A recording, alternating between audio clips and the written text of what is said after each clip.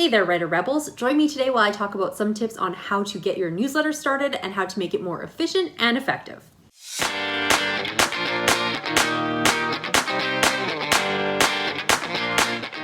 Hey everyone, it's me, Scarlett Kol, young adult author, YouTuber, and storyteller, and I'm here today with the third video in my newsletter series where we're going to be talking about tips to make your newsletter more effective and more efficient. As I was making the plan for this video, I found out that I had a lot of things to say. So I'm going to try and get through them as quickly as possible, but I have decided that I am going to break this into 2 videos. So in total, I'm going to have 4 videos in my newsletter series. I could have crammed everything all into one video, but I felt like it was probably way too much information. Plus, with the amount of tips that I have for everyone, I didn't want some things to get glazed over because you were so bored of me talking after half an hour. I did break them into 4 major categories, so today we're going to be focusing on how to start your newsletter and tips on content and actual newsletter creation. For next week, we are going to concentrate on engagement tips and tips on how to clean or scrub your newsletter. So if those are things you're more interested in, we'll be touching on those next week. Both of these videos, however, are going to assume that you have a basic knowledge of newsletters. You know what they're for, you know how authors use them, and you've probably signed up for more than one. Even if it isn't for an author or a book, you've probably signed up to a newsletter from somewhere. So I'm going to assume that you do have a basic level of knowledge. The other thing I wanted to say was if you are relatively new to newsletters, I'm going to be giving a lot of tips here, and some of them are going to be pro tips that are going to be a little bit more advanced depending on where you are in your career. So don't try to implement every single tip that I give you, because if you are just starting from scratch and you're just getting yourself started, it's going to be very overwhelming and you're probably not going to want to listen to everything because it's just going to be so much. So take the ones that make sense for now and maybe start implementing other things as you see fit. Plus, as you're doing something, you obviously want to have test information. So if you're trying something different, how are you going to know if your engagement improves, etc., if you try 20 different things all at once? So take the stuff that you find useful for now and maybe come back to those other tips later. If you've been doing this for a while, you're probably doing some of the things that are already on my list. So if there's anything that you are not necessarily missing but haven't tried yet, maybe you can give those a shot. But before we get started into the tips, I did want to say thank you to all of my subscribers who keep coming back week after week, and those people who have joined me brand new with this newsletter series. It seems to be very popular, so I'm really excited about that. If you are not a subscriber, make sure you're hitting that subscription bar and the notification bell below this video so they'll let you know every time I put out new content. You're not going to want to miss the second part of this video, so make sure you're hitting those things so that you don't miss out. While you're down there, you can always hit that like button as it lets YouTube know that this is something worth watching and definitely helps out my channel. All right, are you ready for all those tips? Here we go. My first set of tips are about starting strong with your newsletter. So if you haven't started your newsletter, these are things that you can do to initially get into the newsletter game, or even if you've been doing it for a little while now.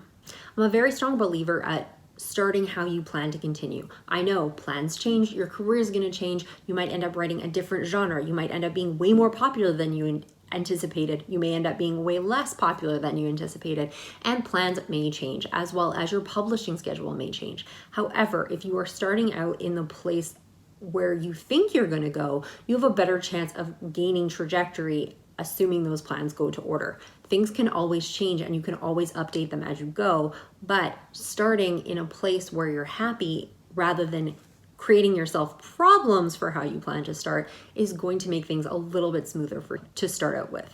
My first recommendation is to spend some time with the providers that are out there. There's a ton of different providers. All you have to do is Google it and you will see a bunch of them. Plus, every author and every other person that runs a newsletter is going to have a different favorite. There's MailChimp, MailerLite, Flowdesk, SendFox, anything you can possibly imagine. However, they're all going to function slightly differently. Although they're all doing the same purpose, they all have different functionality, they all have different pricing mechanisms, and these are things that you should really take advantage of and take a look at.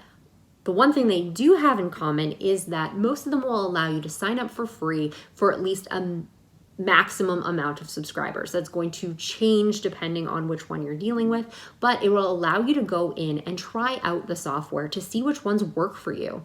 Some people like certain providers because it's easier for them to put a newsletter together. Some people are a little bit more techie and they don't mind having somebody that's a little bit more difficult to use because there's better features for them that they want to utilize. So you need to know who you are as a person and how quick you want to be able to put your newsletters together. If you want to be very effective and efficient with your newsletters, then you're going to need to use a provider that is easy for you to use at whatever skill level you have. So spend that time, sign up for the free account, and play in there. Try to recreate the same newsletter on all your different platforms that you want to try out. Which one was the easiest for you? Which one did you like the best? Which one did you think looked the best when you sent a test to yourself? These are things that if you start with one and then find out you want to go somewhere else, you're going to have to move your entire list. If you spend the time up front looking at what your different providers are and playing with them, you are going to be in a much better place. The other thing that you need to do when you're trying these out is check out what their pricing guides are. As I said in my introduction, you may end up being way more popular than you think you're going to be, or you may end up being way less popular than you think you're going to be. So take a look at what their pricing schedules are. Most of them will start you out for free, but they will hit a limit where you need to pay for subscribers. How much is that going to cost you if your list was 1,000 people? How much would it cost you if your list was 10,000 people? How much was that list going to cost you if you were 40,000 people? Granted, you might want to go with a more expensive list that has better features if that's what you want to do, and you aren't really worried that you're going to be hitting that 40,000 list echelon. But if you are concerned about pricing, know that now, instead of signing up for something that you really, really like just because it's free, and then once you get into these paid programs, find out they're charging you a ridiculous amount of money and you should have started out somewhere else. My second recommendation on starting strong is know what your publishing schedule looks like, at least for the next few years. Are you going to be a rapid release author? Are you going to be an author that's going to release 1 book a year, 2 books a year? It's a little bit slower compared to some indie authors, but it's going to make a difference on how much content you're going to be able to create for your audience.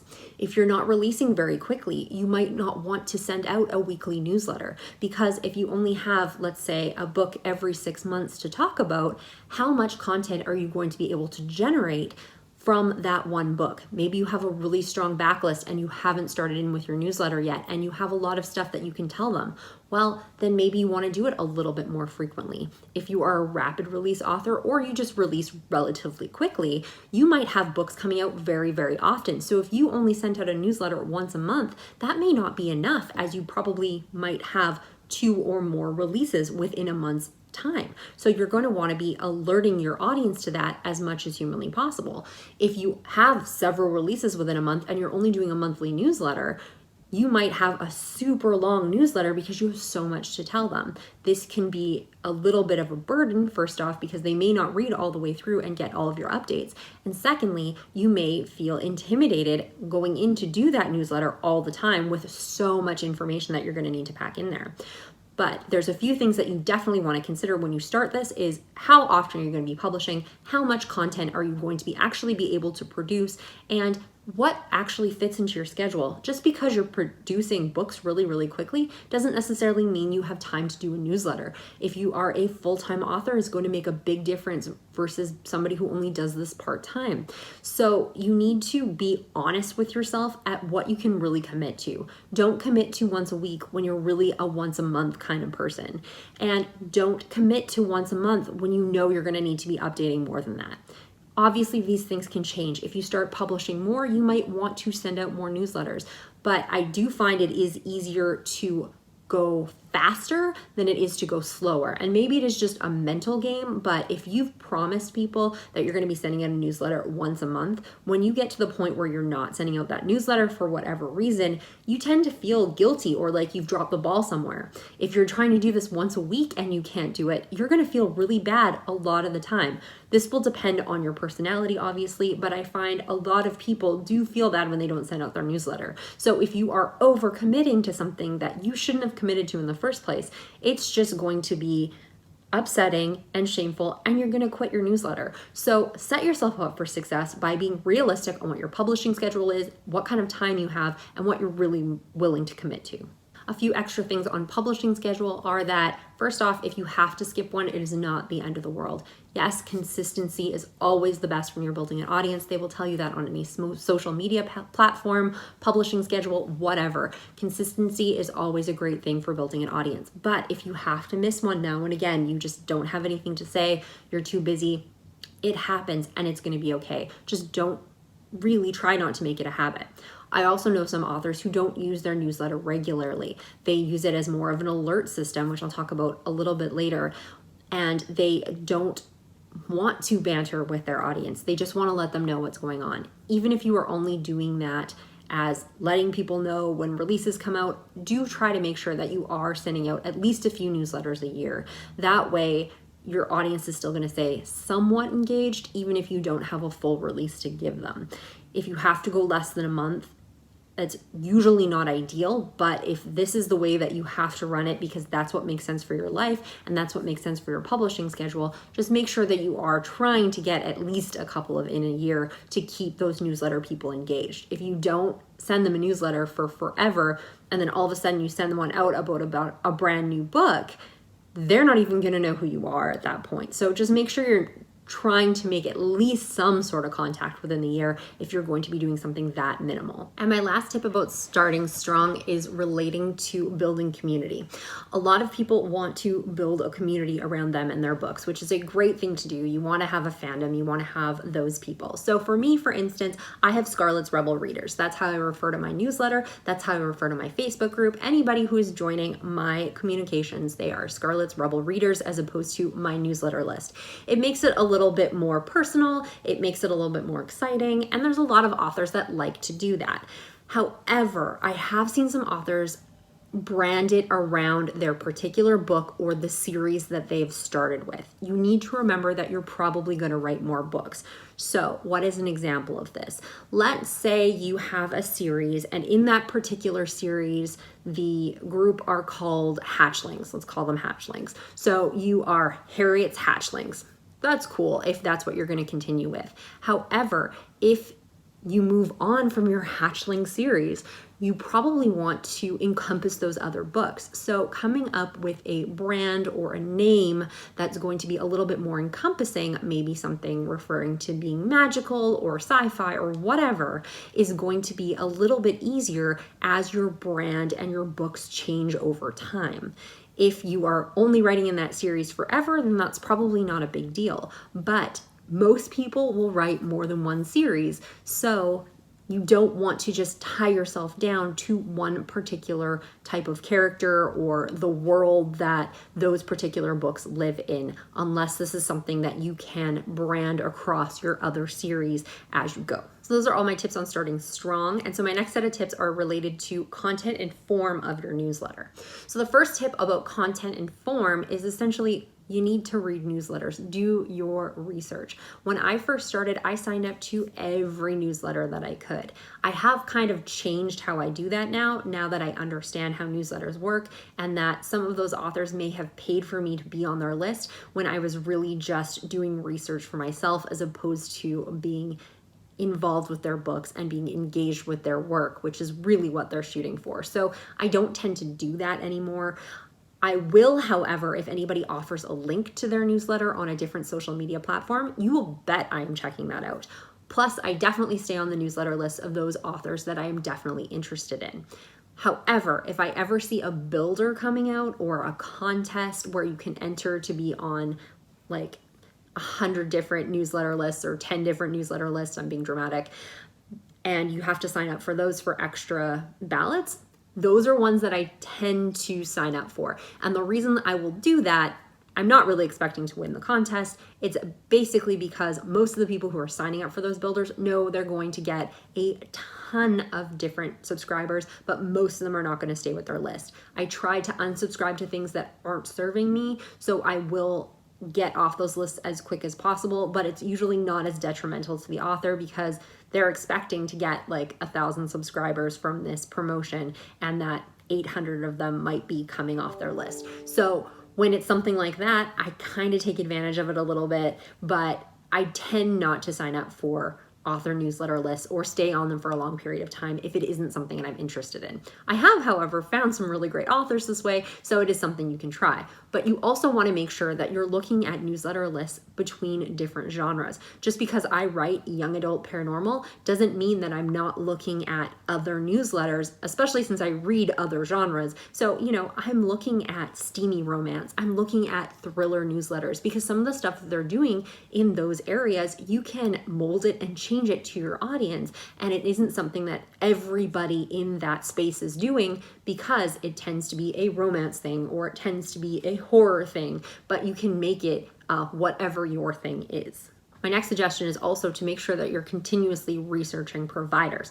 I suggested to try out all of the providers, or as many that you're interested in, up front, so that you know what you're dealing with and what you're giving up by choosing one over the other. However, providers do change. So be willing to check them out periodically. See if things have changed on their interfaces, how they do things, if their pricing has changed, if you've heard something about it, or if there's a new one onto the market. See what's available and see what's going to make the most sense for you.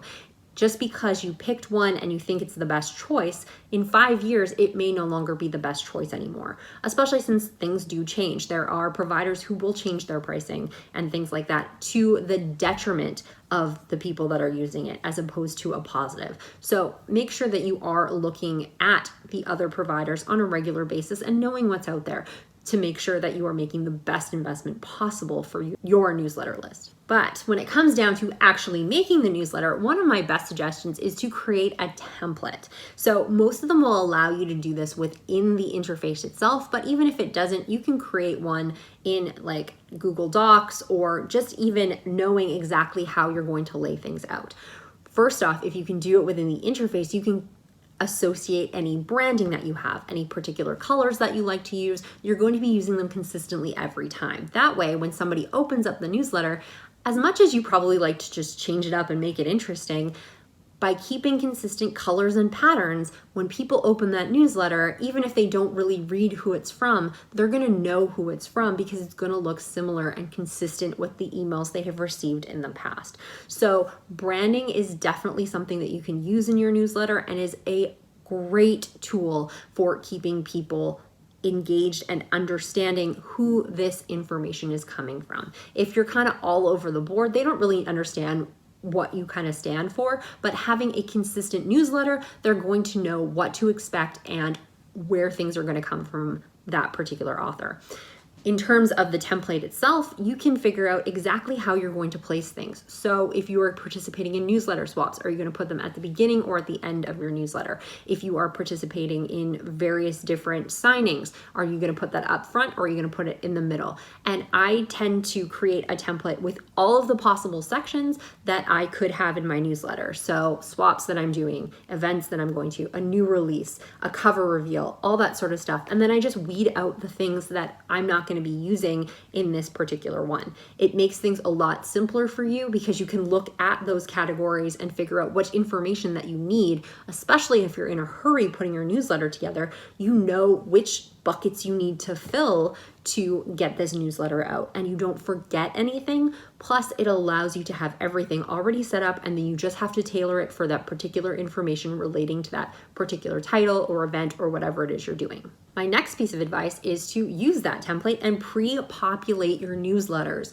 So just like any other social media, they can suggest to you of, hey, on Sundays, put all your posts together for Instagram. You can do the same thing for your newsletters. If you know when your books are probably going to be coming out, you can set up your newsletters for the year. If you, let's say you do monthly, you could set up 6 newsletters or 12 newsletters, and then use general topics that you know you're going to talk about. So for instance, if you are releasing on a slower drip of books, you're going to have other content in there to engage your readers, because you aren't going to be able to talk about a release every single month. So what are some of those topics you can talk about? Maybe you can talk about cover creation. Maybe you can talk about something else, or provide a serial. I'm going to have a lot more examples of adding value and things that you can put in your newsletter in next week's video. So just remember when you're listening to that part about how this makes sense for these newsletters.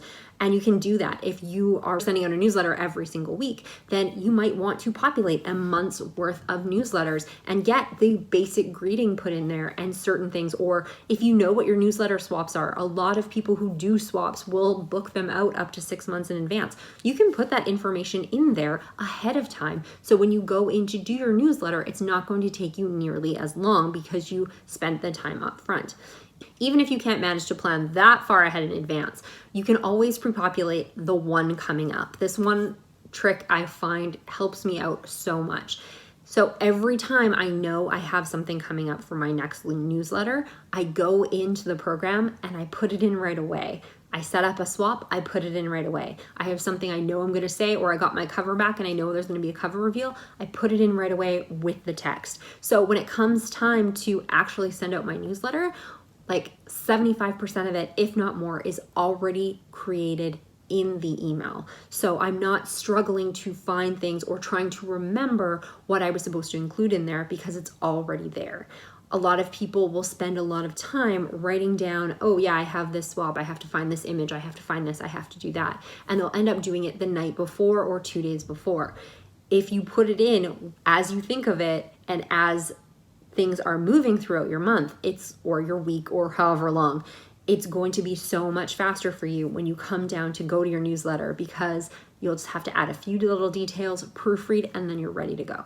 Another tip I have is a simple one, but I see it in so many newsletters, or I guess I don't see it in so many newsletters, and that's include links to your other books. It doesn't have to be this whole big thing. You can just have them as links at the bottom. Some people like to put the cover images in there or whatever, but make sure that you're including links to your other books in there. If you reference them anywhere else, or if somebody has come to your newsletter after only one book, they're going to want to know what your other information is. Maybe they'll never click on them, but you are wasting an opportunity for somebody to check out your other books by not having your links there.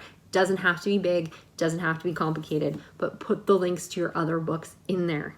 My next recommendation is to watch your length. If your newsletters are getting too long, people are not going to read them all the way through. Obviously, this will depend on how frequently you are sending out newsletters. If you only send them out once a month, you probably have more to say than somebody who sends them out once a week or every couple of days. However, if they're also too short and they're not providing any information to the person, people are more likely to unsubscribe because they don't feel like they're getting any benefit out of your newsletter.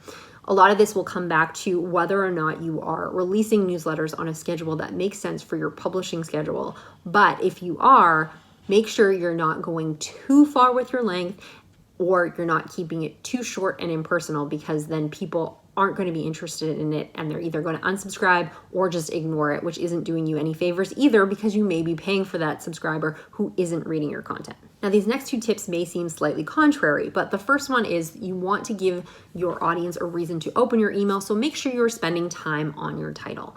The title that goes into somebody's email inbox, you want them to click on it, you want them to open it. If you have a very boring title, then people are going to be less likely to click on it, and if it comes to them first thing in the morning or with a bunch of other emails, they're more likely to just delete it instead of reading it. The second tip, however, you need to be very careful of is you need to avoid spammy words in your titles. I read an article once about including spammy type words in your titles that are going to get flagged by junk mail. So these are words like sale, free, things like that. So I have included a link below to the article that I found that gives you a chart of words that do consider themselves a little bit more spammy. I figured there's really no way to get around some of this stuff, and I kind of ignored it at first. And then I actually sent out an email and specifically put that information in there, even though I knew it was going to be a catchy title. I had way more emails bounce that time, and now those are ones that aren't actually going to the email box than I have ever had before and have ever had again. I can't necessarily prove without a shadow of a doubt that it was because I was using spammy words in my title, but I pretty much believe that that's really the case. So if you can, try to avoid using spammy words in your title. That can be really difficult because a lot of those spammy words are the ones that make people enticed to click on your email, but you do want to use them sparingly. Sometimes you can't get around it, but try to avoid using them whenever possible. My next recommendation on content is to tease your next newsletter if you can. If you have something that's going to be very worthwhile that you want your reader to know about in your next newsletter, talk about it now. Tell them what's coming up in your next newsletter that's going to be enticing for them so they will remember to click on it next time. Yes, they may forget by the time that email comes out, but an extra line saying that you are going to have this special thing in your next newsletter may help keep people interested into opening your next newsletter. And my last tip on content and form is to keep any long bonus content to the bottom of your newsletter, or at least lower than the important things that you want to portray. So once we get into some of these engagement tips, you'll see sometimes people will add deleted scenes, various different things where it's going to be a large amount of text. Although you want your reader to be interested and want to read those things and can be a definite help with getting people engaged in your newsletter, there are some people who just aren't going to read them. I subscribe to several newsletters that sometimes I read the serials and stuff, and sometimes I just don't. Sometimes people will put in deleted scenes and I'll read them and I'm interested, or maybe they'll put in a first chapter, but I know I'm going to buy the book anyway, so I don't even care about a first chapter. I'm not going to read it.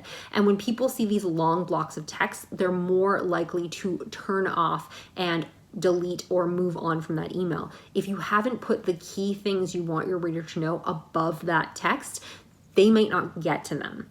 One thing that you can do, which I have experimented with and seems to work really, really well, is if you want them to read through that text or at least get past it, then give them something that's going to be enticing for them to go past it, but not something that you really care about. So for instance, one of the things that I like to do with some of my newsletters, especially if I don't have a lot of really juicy information for my readers, is I will go out and I will try and find some books that are really, really great that happen to be on a free promotion. So it's a free book. People love free books.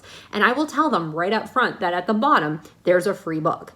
So if I want them to go through and read all that stuff and see my deleted scenes and whatever, I will make sure I put that free book underneath all of that information. So there's a chance those people are going to go all the way through it. However, it's usually not my book. So as much as it would be great to promote another author, if they decide not to pick up that free book, it's not affecting me at all. So that way it's something to entice them to get to the bottom, but they're still going to have read my information and the things that I want them to know. So there are ways to push people to the bottom of your email, but don't try to tease them with the information that you want them to know specifically from you, because there's going to be people who aren't going to bother and aren't going to go all the way down at the bottom. So those are my tips about starting strong with your newsletter and creating the content and form for your newsletter. I did assume that most people know how to put a newsletter together, so I didn't get too nitty-gritty with it. Hopefully these are just tips that are going to make things a little bit easier and keep you out of the spam junk mail, or just get straight up deleted. Next week, we're going to be talking about engagement tips and some tips on how to clean your newsletter and get rid of those people that aren't really providing any engagement and that you may actually be paying for. I really hope you enjoyed this video, and if you have any other questions, please leave them in the comments below. And if you ever have anything that you would like to hear about, because this newsletter series actually came from reader questions that they wanted to hear more about newsletters, I am always interested in that information, so put that in the comments below. I have another video coming up that came from a watcher suggestion that will be coming later in April that you can look forward to, and I'm always interested to provide information on the things that you guys are interested in. So if you are not a subscriber, you're not going to want to miss any of this stuff. So make sure you're hitting that subscription bar and the notification bell below this video. And while you're down there, make sure you're hitting that like button so YouTube knows this is something worth watching. Thank you so much for watching, and have a wonderful week. And I actually am going to be putting out another video this week tomorrow that's going to be relating to my goals for April. So if you are interested in to see how I did in March and you haven't watched my vlog, you're going to want to check that out, because I do have some special announcements relating to those super secret projects I talked about in my March goals video. So I will see you all tomorrow. And if you are not interested in checking out my goals video, I will see you all next week when I talk more about newsletters.